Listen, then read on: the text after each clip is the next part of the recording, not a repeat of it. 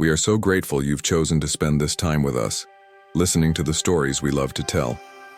There is something sacred in the act of sharing tales, a communion between teller and listener that transcends the ordinary moments of our days. We hope you'll find yourself transported, moved, perhaps even transformed by what unfolds here. Where are you watching from? Write it in the comments. We'd love to know whose heart is joining ours in this journey. The carriage that brought Catherine Ashford to Willowbrook moved through the English countryside as though reluctant to reach its destination.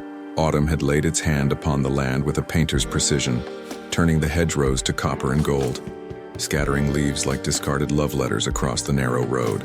She pressed her gloved hand against the window, feeling the cold seep through the glass, and watched as the manor emerged from behind a veil of ancient oaks, ivy-covered walls rising against a sky the color of pewter, windows dark as secrets. This was her arrival, her threshold moment, the invisible line between the life she had known and the life waiting to claim her. Who among us has not stood at such a doorway, heart suspended between hope and apprehension, knowing that to step forward is to become someone new? She had come here seeking purpose, driven by compassion and the quiet determination that had always defined her. Yet she could not shake the unease that settled over her shoulders like a shawl woven from shadows. The director met her at the entrance, Mr. Edmund Thorne, a man whose presence commanded attention without requiring voice or gesture. He was perhaps 40, tall and spare, with dark hair beginning to silver at the temples, and eyes that seemed to look not at her but through her, as though searching for something he had long ago given up hope of finding. His welcome was courteous but measured, each word chosen with the care one might use when navigating a room full of fragile things. He showed her to her quarters in the east wing, a modest room with a narrow bed and a window overlooking the garden where brambles had begun their slow reclamation of what had once been tended with love. The orphanage itself breathed with a peculiar rhythm, the echoing of footsteps in high-ceilinged halls, the whisper of wind through corridors that seemed to stretch beyond reason, the sense that every room held more than furniture and air. She unpacked her few belongings with methodical precision, as though the act of arranging hairbrushes and books might anchor her to this strange new reality, might transform the foreign into the familiar. That first evening, she met the children at supper. A dozen small souls gathered around a long wooden table, their faces varying shades of wariness and curiosity. They ranged in age from perhaps 5 to 14, their clothing clean but worn, their manners impeccable in that way that speaks of careful training rather than natural ease. She smiled at them, offered gentle words, but sensed immediately the invisible barrier that separated her from their world. They were polite, even sweet, but there was something withheld in their responses, a guardedness that seemed too practiced for such young hearts.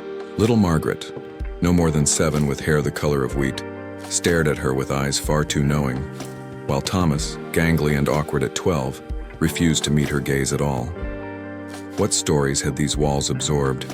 What griefs had soaked into the very stones? The director presided over the meal with quiet authority, his attention flickering between the children with an intensity that might have been devotion or surveillance. She could not yet tell which. When the meal ended and the children filed away to their dormitories with whispered goodnights, Catherine found herself alone with Mr. Thorne in the dimly lit dining room, the silence between them heavy with unspoken questions. He spoke then of routines and expectations, of her duties in caring for the children's health and well-being, his voice carrying the flat efficiency of someone reciting lines memorized long ago. Yet beneath the words, she sensed currents of emotion carefully suppressed. A grief, perhaps, or a fear, something that made his jaw tighten almost imperceptibly when she asked about the children's histories. Many were orphans of circumstance rather than death, he explained. Children whose families could not keep them, who had been entrusted to Willowbrook's care with the hope that here they might find safety and purpose. His answers were thorough yet somehow incomplete, like a map that shows all the roads but omits the destinations. She did not press, not yet, for she understood instinctively that trust must be earned here, that whatever secrets this place held would reveal themselves only when she had proven herself worthy of their keeping. As she climbed the stairs to her room that night, she felt the weight of the house settling around her, the sense of being watched not by hostile eyes but by sorrowful ones, by the accumulated weight of all the small tragedies that had passed through these halls. Sleep came reluctantly, fractured by the unfamiliar sounds of an old house at rest. The creak of timbers, the sigh of wind through loose panes, the distant cry of what might have been an owl or a child's nightmare. She lay awake in the darkness, her thoughts circling back again and again to the children's faces, to the director's careful distance, to the feeling that she had stepped not merely into a new position, but into a story already half-written, waiting for her to discover which role she was meant to play. Tomorrow would bring the work she had come here to do, the tending of scraped knees and feverish brows, the quiet observation of small souls navigating their bounded world. But tonight, suspended between arrival and beginning, she existed in that liminal space where all possibilities remain alive, where the future is still unformed and every choice still matters. What would this place ask of her? What would she be willing to give? The questions hung in the air like breath on a winter morning, visible for a moment before dissolving into the greater darkness that surrounded her. The days at Willowbrook unfolded with a deceptive regularity, each one shaped by bells that called the children to meals and lessons and prayer. Yet beneath this orderly surface, Catherine began to perceive patterns that troubled her gentle heart. The children moved through their routines with an almost mechanical precision, their innocence somehow shaded by knowledge they should not yet possess. She watched them during their supervised play in the courtyard, watched how they formed small clusters that dissolved the moment an adult approached, how their laughter sometimes stopped mid-note as though cut by an invisible knife. Young Eliza, barely 6 with a lisp that made her words sound like whispered secrets, would not speak at all when Mr. Thorne was present, her small body going rigid with an inexplicable tension. Thomas, who had seemed merely shy at first, she now observed engaging in elaborate pantomimes with the younger children, a silent language of gestures that carried meanings she could not decipher. What were they protecting, these small souls? What had they learned to fear? Her intuition, that peculiar gift of perception that had served her well through years of nursing, began to whisper warnings she could not quite articulate. There was the way the children would fall silent when she entered certain rooms, or how their eyes would track Mr. Thorne's movements with a wariness that went beyond ordinary respect. She found them once in the old conservatory, gathered in a circle around something she could not see, their faces illuminated by a quality of attention that seemed almost ritualistic. When they noticed her presence, whatever they had been examining disappeared as though it had never existed, and their expressions transformed into masks of polite curiosity. How easily children learn to hide, she thought. How quickly they adapt to circumstances that should never require such adaptation. She wanted to ask them directly what troubled them, wanted to gather them in her arms and promise safety. But some instinct warned her that such directness might only drive them further into whatever shadows they inhabited. Trust, she was learning, could not be demanded or even requested. It had to be earned through patient presence, through the slow demonstration that she was someone who would not betray their confidence. Margaret became her unexpected guide into this hidden world, not through words but through small gestures of tentative connection. The child began appearing at Catherine's door in the evenings, always with some minor complaint, a splinter to be removed, a loose button to be mended. Excuses that allowed her to linger in Catherine's room, to observe her with those unsettlingly wise eyes. One night, as Catherine brushed the girl's hair with gentle strokes, Margaret spoke of dreams that were not quite dreams, of voices that whispered in the walls, of a game the children played that involved remembering things they should not know. The words tumbled out in a breathless rush, as though the child feared her courage would fail if she paused, and then she fell silent, her small body trembling. Catherine held her close, stroking her back in slow circles, understanding that she had been given a gift of immense fragility, the beginning of trust, the first crack in the wall of secrecy. She asked no questions that night, only offered comfort, only demonstrated through touch and presence that here was someone who would not recoil from difficult truths, who would not punish vulnerability with rejection. The bond between nurse and children deepened through such moments, through the 1,000 small acts of care that make up the ministry of healing. She learned their individual quirks and fears, their particular sorrows and small joys. She discovered that Henry, stern-faced at 11, harbored a tender love for injured birds and would spend hours crafting tiny splints from twigs and thread. She found that the twins, Sarah and Samuel, communicated in a private language that excluded even the other children, a code of glances and barely perceptible gestures that spoke of a deep, protective connection. Each child was a world unto themselves, yet they were also threads in a larger tapestry she was only beginning to perceive. Their secrets were not individual but collective, something that bound them together in a conspiracy, not of malice, but of survival. Who among us has not been part of such silent agreements, the unspoken pacts we make to protect ourselves or those we love? She recognized in them something she had seen before in the eyes of soldiers returning from war. The knowledge that certain truths cannot be spoken, that some experiences exist in a realm beyond language. Yet even as she drew closer to the children, she felt the distance between herself and Mr. Thorne growing more pronounced. He approved of her work. His rare words of acknowledgement made that clear. But he maintained an almost rigid separation between his sphere and hers, as though determined to prevent any crossing of invisible boundaries. She would see him sometimes standing at the window of his study, his silhouette dark against the lamplight, his posture suggesting a man carrying burdens too heavy for one pair of shoulders. What drove him? This remote and careful man. What kept him awake in the hours when even the children slept? The questions multiplied even as answers eluded her, and she found herself drawn not only to the mystery of the children's secrets, but to the deeper enigma of the man who had created this strange sanctuary. The first month drew to a close, autumn surrendering to winter's initial advances, and Catherine stood at her window watching frost paint delicate patterns on the glass, wondering what revelations the coming cold might bring, what truths would emerge when the last leaves finally fell. Subscribe, like, and share if you want more stories like this. Your support helps us continue bringing these tales to life, helps us reach others who might need to hear them, who might find in these words some reflection of their own hidden journeys. Edmund Thorne was a fortress built of restraint and carefully maintained distance, every stone of his being mortared with control that seemed both chosen and inevitable. Catherine found herself studying him with a nurse's trained observation, noting the small tells that betrayed emotion beneath his composed exterior. The way his hand would clench briefly when one of the children cried out, the almost imperceptible softening of his expression when he thought himself unobserved, watching them at play. He was not unkind, she realized, but rather someone who had erected walls so high and so thick that kindness could barely escape, could only seep through in the smallest of cracks. His sorrow was a palpable thing, a weight that bent the very air around him. Yet he wore it with such dignified silence that to acknowledge it felt almost like violation. She wondered what had created such a man, what losses or failures had convinced him that connection was a luxury he could not afford, that love was a risk too dangerous to take. We all build walls, do we not?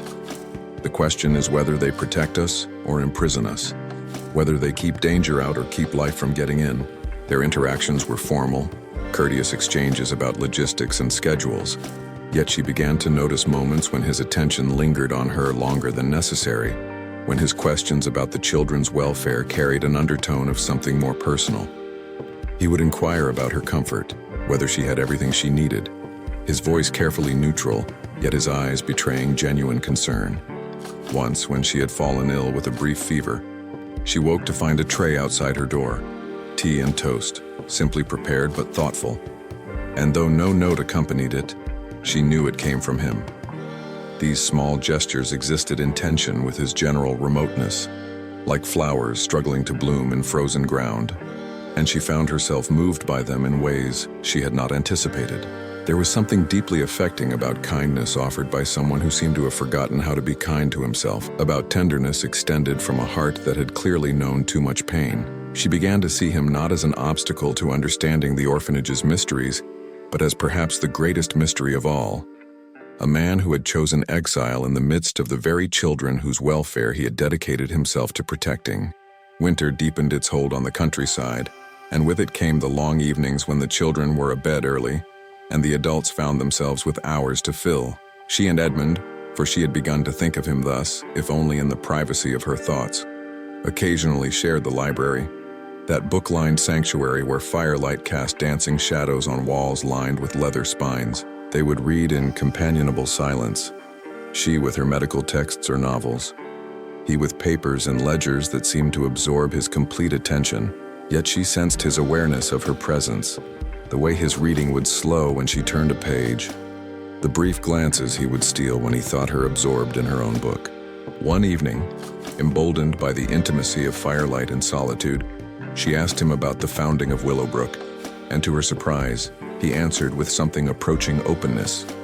He spoke of ideals and intentions, of a vision to create a place where discarded children might find not just shelter but genuine care, where they might be seen as individuals rather than burdens.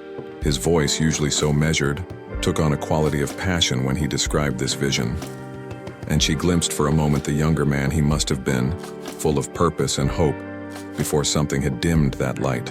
But when she pressed gently for more personal history, why he had chosen this work, what had brought him to this isolated manor, the walls rose again with visible effort, his expression closing like a door swinging shut. He thanked her for her interest with painful politeness and excused himself to attend to paperwork, leaving her alone with the fire's dying embers and a sense of having approached some boundary she was not yet permitted to cross. She did not take offense, understanding that some wounds are too deep to expose to casual inquiry, that healing requires time and trust in measures that cannot be rushed. Instead, she resolved to continue her patient presence, to demonstrate through constancy and genuine care that she was someone who would not flinch from difficult truths, who would not judge or abandon when faced with the complicated realities of human pain. Is this not what we all seek in the end? Someone who will remain present even when we show our worst and weakest selves, who will love us not despite our brokenness, but with full knowledge of it? As Christmas approached, she noticed changes in both the director and the children, a tension that hummed beneath the preparations for the holiday. The children grew more withdrawn, their secrets pressing harder against the surface of their carefully maintained normalcy, while Edmund became even more remote, often disappearing into his study for hours at a time. She would pass his door late at night and hear him pacing, the regular tread of his footsteps speaking of a mind unable to rest, a conscience wrestling with questions that allowed no easy answers. What burden did he carry? What knowledge kept him isolated in this self-imposed exile? The mystery of Willowbrook was revealing itself to have layers she had not anticipated. It was not merely about the children or the orphanage itself, but about the man who had created this strange sanctuary, about whatever had driven him to build walls so high that even his own compassion could barely scale them. And she found, to her surprise and slight alarm, that she wanted to know him, wanted to understand the architecture of his solitude, wanted perhaps to help him find a door in those walls, a way back to the human connection he had renounced. The desire was professional and personal in equal measure, a blend of healer's instinct and something more tender, more dangerous, more true. The revelation came by accident, as the most significant truths often do, disguised as mundane necessity. Catherine had been searching for additional blankets, the winter having proved harsher than anticipated, and Mrs. Bramley, the aged housekeeper whose tenure predated even Edmund's arrival, had mentioned with casual certainty that extra linens were stored in the attic. The woman had handed over a ring of keys with arthritic fingers, muttering something about the third door on the left, and Catherine had climbed the narrow stairs with no expectation beyond finding what she sought. The attic was exactly what one would expect of such spaces, dust thick and dim, filled with the accumulated detritus of decades, trunks and furniture draped in sheets like ghosts awaiting resurrection. She found the blankets easily enough, stacked in a cedar chest that released the scent of lavender and thyme when opened. But it was the other trunk, partially hidden behind a broken chair, that drew her attention with magnetic insistence. Inside were records, ledgers and files, letters and documents that spoke of Willowbrook's history in voices official and intimate. She should not have read them. She knew this even as her fingers turned the first page. Yet something compelled her forward, some intuition that here lay answers to questions she had not known how to ask. The early entries were unremarkable. Lists of supplies purchased, accounts settled, children admitted with brief notations of their circumstances. But as she moved deeper into the records, patterns emerged that made her breath catch in her throat. The children who came to Willowbrook were not random orphans but specifically chosen, selected according to criteria that remained maddeningly vague in the official language yet clearly deliberate in their application. There were references to particular sensitivities, to unusual capacities, to requirements that seemed to have nothing to do with ordinary need and everything to do with some quality the children possessed, that made them valuable in ways the records refused to explicitly state. What had she stumbled upon? What kind of orphanage sorted its charges according to hidden attributes rather than simple necessity? Among the papers, she found letters in Edmund's hand, correspondence with benefactors and colleagues that spoke in coded language about the project and its essential continuation. His words carried the weight of desperate conviction, arguing for resources and understanding, defending choices that apparently had drawn criticism from some quarters. One letter in particular arrested her attention, a response to someone who had questioned the ethics of the work being done at Willowbrook. Edmund's reply was passionate and defensive, insisting that everything being done was for the children's protection, that without Willowbrook they would face dangers far worse than the isolation and secrecy that currently defined their lives. He wrote of threats she could not name, of a world that would not understand or accept these particular children, of the necessity of sanctuary even when sanctuary resembled a cage. The memory of these words settled over her like snow, cold and gradually obscuring, and she sat back on her heels, dust motes swirling in the weak afternoon light that filtered through the attic's single window, trying to assemble the fragments into coherent understanding. The revelation was both illuminating and deeply troubling. Edmund was not simply a director running an orphanage, but someone engaged in what he clearly viewed as a mission of protection, a guardian standing between vulnerable children and unnamed dangers. Yet the secrecy, the isolation, the careful control he maintained over every aspect of their lives, these same protective measures could also be seen as forms of imprisonment, however benevolently intended. She thought of the children's guarded behavior, their silent communications, their practiced ability to hide. Were they hiding from the outside world, as Edmund seemed to believe necessary, or were they hiding from him, from the constraints of the sanctuary he had created? The question troubled her deeply, for she could see truth in both interpretations, could understand how love and control might become so entangled as to be indistinguishable, how the desire to protect could transform imperceptibly into the impulse to possess. Who decides what is best for those we claim to love? Who holds the authority to imprison others for their own good?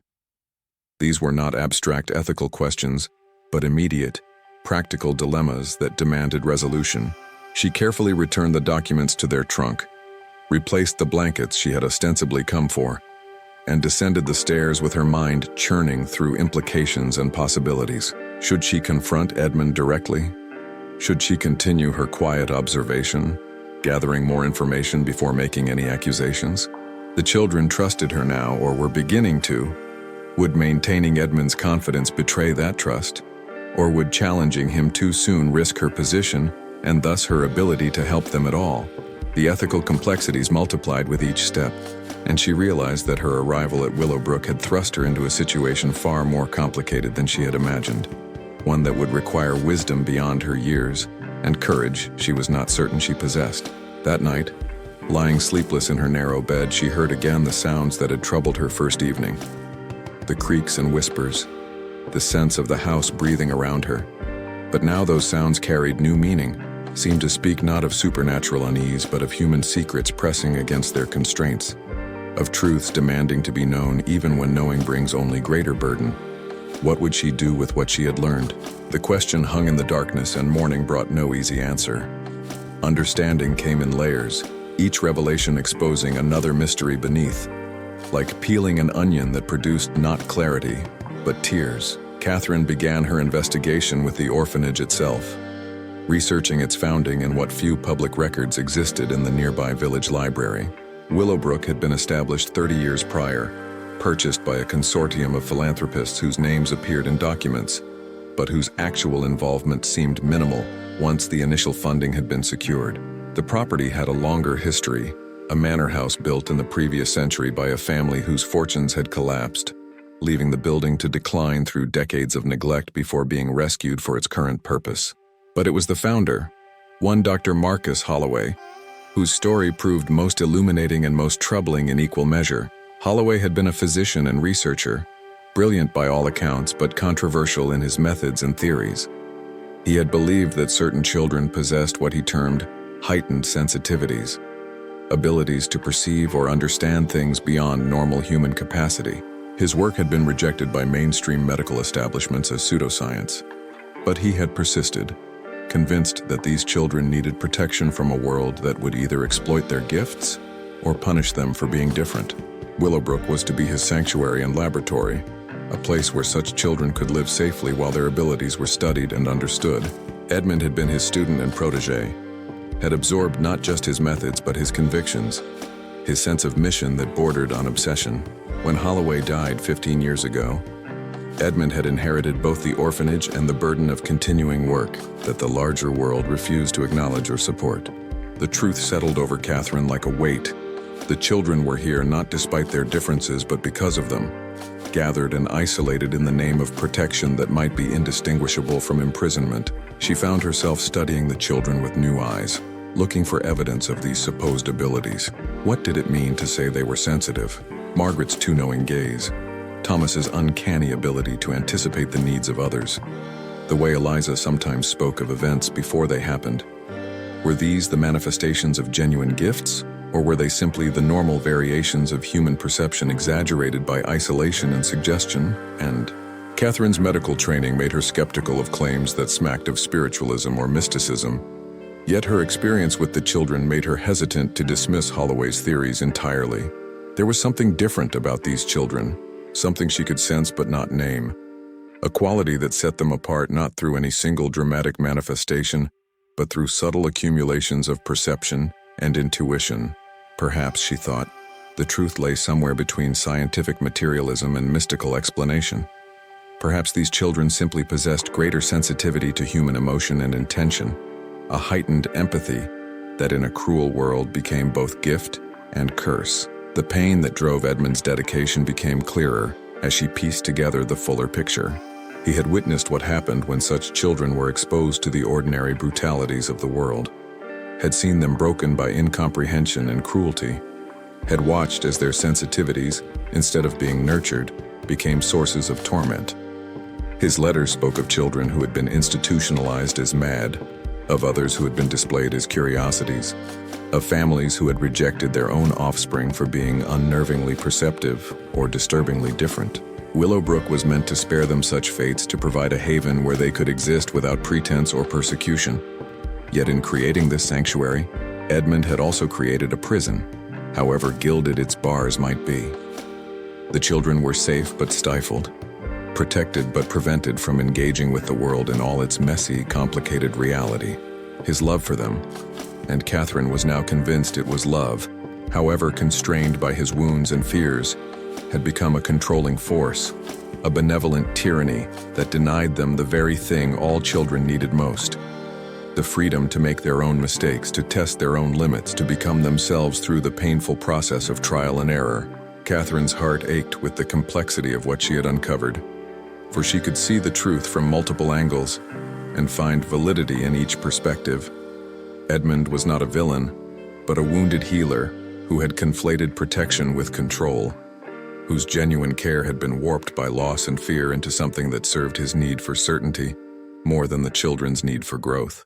The children were neither completely victims nor completely free agents. They inhabited a space where safety and constraint were so intertwined as to be inseparable, where the very walls that kept danger out also kept life at bay. And she herself was now implicated in this system, her presence at Willowbrook making her complicit in its continuation, even as her knowledge demanded she work for its transformation. What would a wise person do, confronted with such a situation? How does one honor the genuine good in someone's intentions while challenging the harm in their actions? The questions consumed her days and haunted her nights, and she knew that soon, very soon, she would have to choose not between clear right and wrong, but between complicated shades of gray, would have to act knowing that any action would carry consequences she could only partly foresee. The legacy of Dr. Holloway lived on in Willowbrook, but it would be Catherine and Edmund, together or in opposition, who would determine what that legacy ultimately became. The conversation happened on a Tuesday afternoon in late January, when ice painted the windows with fern-like patterns and the children were occupied with their lessons in the schoolroom. Catherine had requested a private meeting with Edmund, her heart hammering against her ribs with apprehension and determination in equal measure. He received her in his study, that book-lined fortress where he conducted the orphanage's business, and she could see in his eyes that he knew, perhaps had always known, that this confrontation would come. She spoke carefully, mindful of the fragility of the ground between them, but she did not soften her words beyond what honesty required. She told him what she had discovered in the attic, what she had researched in the village, what she had concluded about Willowbrook's true purpose. She spoke of the children's need for more than safety, of the difference between protection and imprisonment, of the harm that could come from love that trusted too little in the resilience of those it sought to shield. Edmund listened without interruption, his face a mask of composure that gradually crumbled as she continued, revealing beneath it a grief so profound that Catherine felt her own eyes sting with sympathetic tears. When she finished, the silence stretched between them like a chasm, and for a long moment she feared she had destroyed whatever fragile connection they had built, had pushed too hard and lost the possibility of reaching him. But then he spoke, and his voice carried a weariness that seemed to come from depths beyond mere physical exhaustion. He told her of the children he had failed to save before Willowbrook, of the girl whose sensitivity had been mistaken for madness, and who had ended her own life at 14, of the boy whose ability to sense deception had made him a target for abuse until he had learned to trust no one. He spoke of his own childhood as one of these different children, of the isolation and incomprehension he had endured, of his determination that others should not suffer as he had suffered. His voice broke when he confessed his fear, that if the children left Willowbrook, if they ventured into a world that had not changed in its capacity for cruelty, they would be destroyed by the very differences he had tried to protect. Catherine rose from her chair and moved to his side, not touching but present, offering the comfort of proximity without the presumption of intimacy. She spoke then of her own observations, of the strength she had witnessed in the children, of their capacity for joy even within constraints, of the ways they had adapted and survived despite everything. She argued that what they needed was not perpetual sanctuary but preparation, teaching them to navigate a difficult world, rather than hiding them from it entirely, equipping them with strategies and support rather than merely walls. The children deserved honesty, she insisted gently but firmly, deserved to understand their own histories and make informed choices about their futures. They deserved to know Edmund not as a distant director, but as someone who understood their struggles from lived experience, who could mentor them through the challenges of being different in a world that prized conformity. His protection had been necessary, she acknowledged, but the time had come to trust them with truth, to believe in their resilience as much as their vulnerability. The shift happened slowly, like ice melting in spring sunlight, Edmund's resistance giving way not to defeat but to something more like relief, as though he had been waiting for someone to challenge him, to give him permission to lay down a burden he had carried too long. Together, they crafted a plan, one that would gradually increase the children's exposure to the world beyond Willowbrook's walls, while maintaining support structures to help them navigate challenges. They would begin with honesty, with age-appropriate conversations about why they were here and what made them special, framing their differences not as disabilities requiring hiding, but as gifts requiring careful nurturing. Edmund would share his own story, would transform himself from remote authority to fellow traveler, someone who had walked the path they were walking and survived. Catherine would remain as their advocate and protector, but also as their connection to a wider world, bringing news and visitors, slowly expanding the boundaries of their isolated existence. The goal was not to thrust them unprepared into circumstances that might harm them, but to give them choices, to prepare them for lives that extended beyond Willowbrook's ivy-covered walls. That evening, they gathered the children in the library and began the process of truth-telling that would transform all their lives. Edmund spoke first, his voice unsteady at the beginning but gaining strength as he continued, telling them of Dr. Holloway and the founding vision, of his own childhood struggles, of the reasons they had been brought to Willowbrook. The children listened with varying degrees of understanding, the younger ones confused but attentive, the older ones visibly processing revelations that confirmed suspicions they had harbored but never voiced. Margaret asked the question that hung in all their minds: were they prisoners or protected? And Edmund, with Catherine's encouraging presence beside him, answered with an honesty that cost him dearly, but was necessary nonetheless. They had been both, he admitted, and it was time to change that balance, to give them more agency over their own lives while maintaining the support they still needed. The conversation lasted hours, with questions and tears and moments of unexpected laughter. And when the children finally filed off to bed, Catherine and Edmund remained in the library, exhausted but somehow lighter, as though the burden of secrecy had weighed more than either had realized. The truth had been painful but necessary, and now they could begin building something new on its foundation. Subscribe, like, and share if you want more stories like this. Because the journey is far from over, because there are complications yet to navigate, because truth and transformation are never simple, straightforward affairs. The threat arrived on a bitter February morning, carried in the hands of a man whose credentials identified him as Mr. Arthur Pemberton, inspector from the County Board of Child Welfare. He appeared without warning, his carriage pulling up to Willowbrook's entrance just as the children were finishing breakfast, and his presence sent a visible tremor through the household's carefully maintained equilibrium. Edmund met him with rigid courtesy, his face pale but composed, while Catherine watched from the doorway with growing apprehension. Pemberton's stated purpose was routine inspection, a periodic review of the orphanage's conditions and practices, but his manner suggested something more adversarial, a barely concealed hostility that spoke of agendas beyond official duty.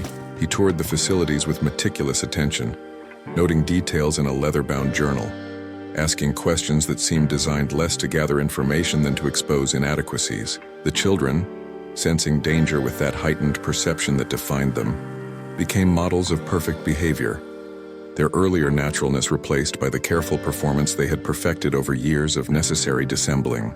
The urgency of the situation became clear when Pemberton requested a private meeting with Edmund. Excluding Catherine despite her protests, she waited in the hallway outside the study, her ear pressed shamefully to the door, catching fragments of conversation that chilled her blood. Pemberton spoke of reports he had received, allegations of irregular practices, suggestions that the children were being subjected to experimental treatments under the guise of education. Someone had informed on them, someone who knew enough about Willowbrook's true nature to make credible accusations, someone who had perhaps worked here previously or had connections to Dr. Holloway's old adversaries. The inspector's threat was thinly veiled. He would recommend closure of the orphanage unless Edmund could provide satisfactory explanations for the irregular admissions criteria, the unusual isolation of the facility, the lack of standard procedures for preparing children for adoption or independent living. The children, Pemberton insisted with bureaucratic certainty, deserved to be placed in normal institutions where they could be normalized, integrated into society rather than segregated from it. Catherine's fear was visceral and immediate. She thought of what would happen if these children were scattered to conventional orphanages, if their sensitivities were met with incomprehension or punishment, if the sanctuary that had protected them was destroyed before they were ready to navigate the world alone. Yet she also recognized the cruel irony of the situation, that the very changes she and Edmund had begun implementing, the movement toward greater openness and honesty, had somehow triggered this investigation, had drawn attention they could not afford.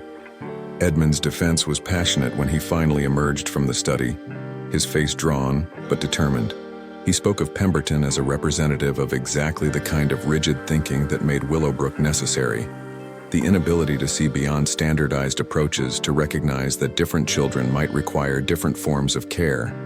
But his words also carried desperation, the knowledge that good intentions and passionate conviction would not necessarily prevail against official authority and bureaucratic momentum. They had until the end of the month, Pemberton informed them as he departed, to prepare for a full formal inspection that would determine Willowbrook's future. The resolve that emerged from this crisis was fierce and unifying. Catherine, Edmund, and even the older children joining in determination to save the orphanage while also transforming it into something that could withstand scrutiny. They worked frantically over the following weeks, documenting their practices, preparing explanations that could satisfy official requirements while protecting the children's privacy, reaching out to the few sympathetic supporters who might provide testimonials or leverage. Edmund wrote letters to former benefactors, to medical professionals who might validate their approach, to anyone who might carry weight with the authorities. Catherine helped the children prepare for interviews, coaching them on how to present themselves as happy and well cared for, without revealing the full complexity of their situations. The house thrummed with urgency, every moment directed toward the singular goal of survival.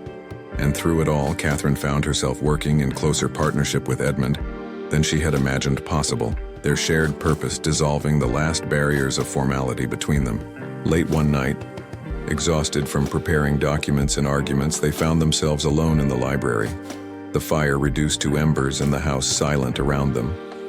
Edmund spoke then of his greatest fear, not the closure of Willowbrook itself, but what would happen to the children if they were separated, if the community they had built was shattered, and they were sent out into a world that had no framework for understanding them.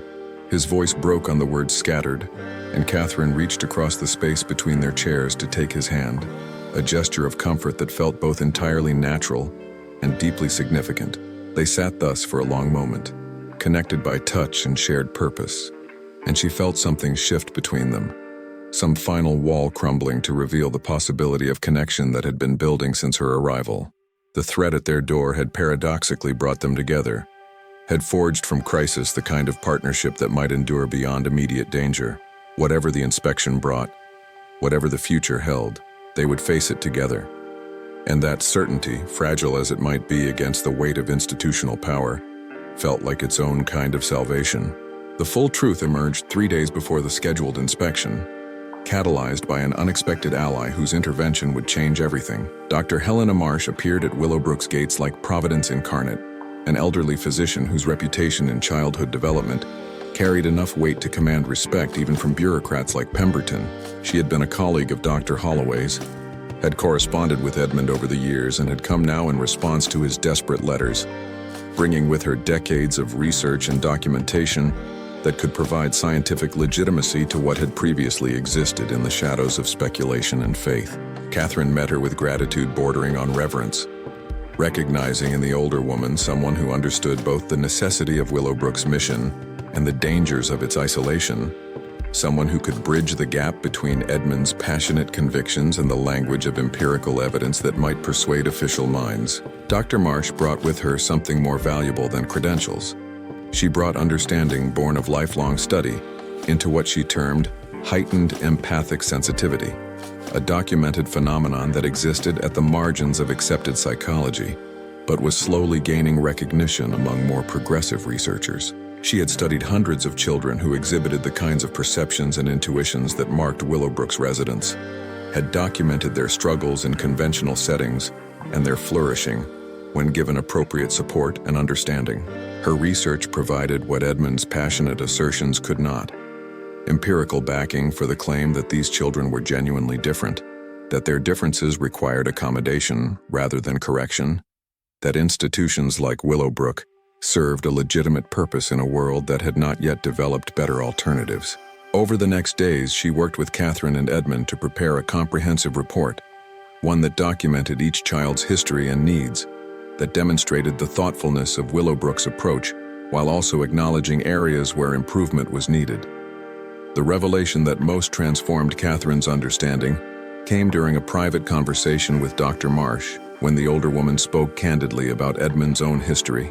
He had been one of Dr. Holloway's first cases, a child whose sensitivity had made him a target for extraordinary cruelty in the ordinary institutions of his time, who had survived only because Holloway had recognized his gift and taken him under personal mentorship.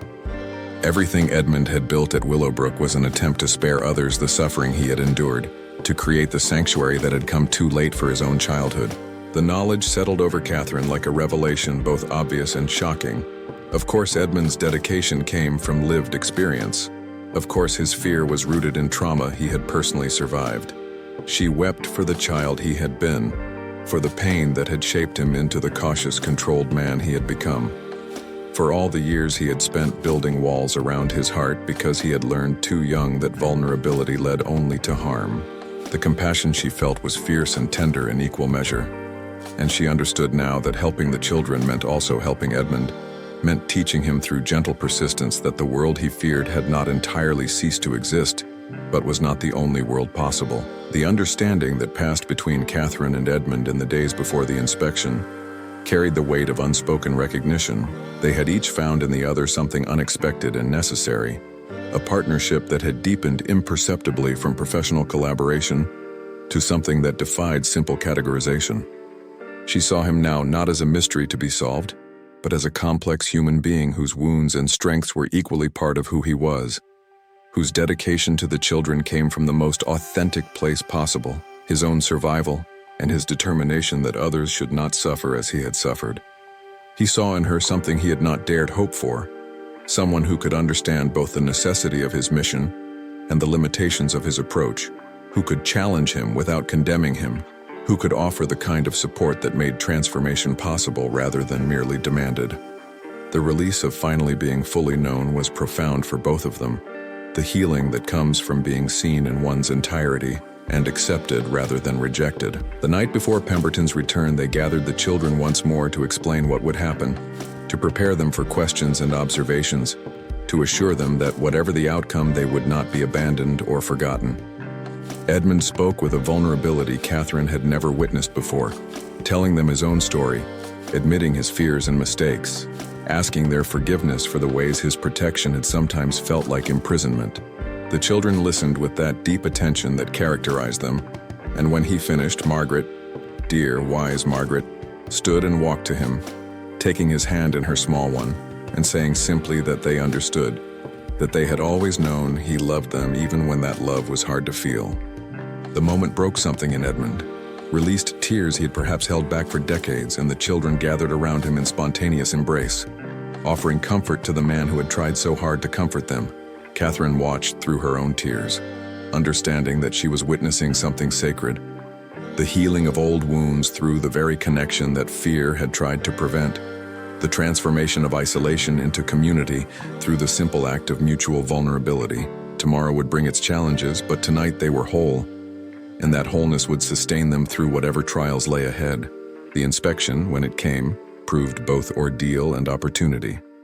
Pemberton arrived with his clipboard and skepticism, but he also encountered Dr. Marsh's formidable presence and irrefutable documentation.